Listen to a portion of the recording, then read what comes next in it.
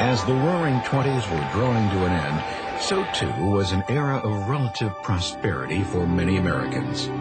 As early as 1926, the construction of new housing had decreased.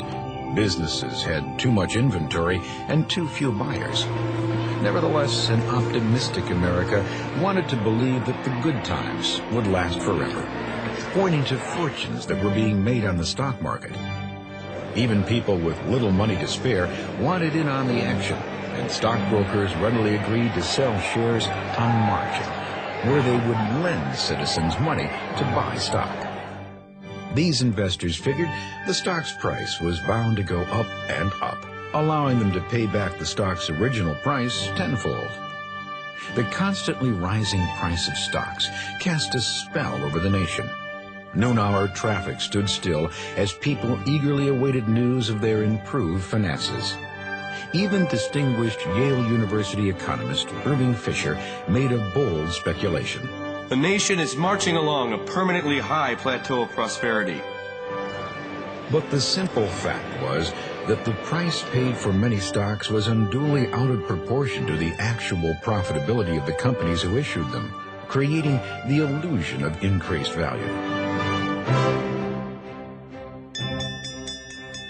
On October 29, 1929, reality finally caught up with the stock market, and what went up came crashing back down.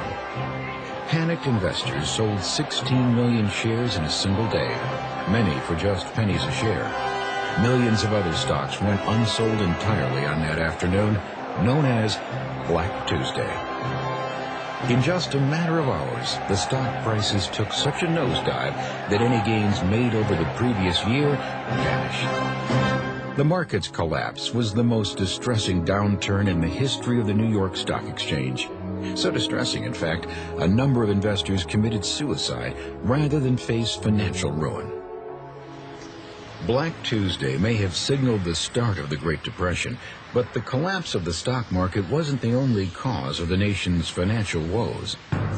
The federal government of the 1920s had supported big business with low interest rates and very little governmental regulation, especially over the stock market. In turn, many businesses borrowed more money to expand than they could ever afford to repay.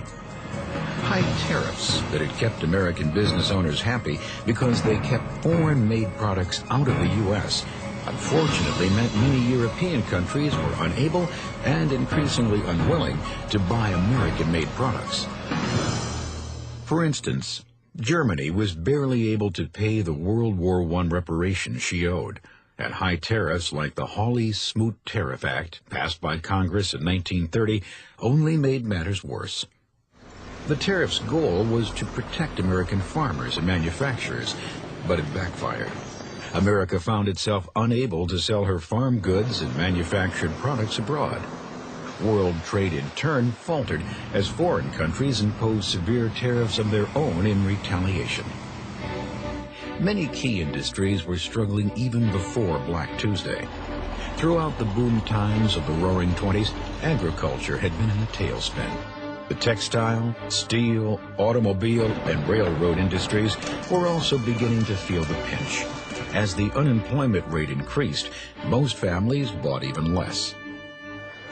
The gap between the handful of wealthy Americans and the rest of the population got even wider.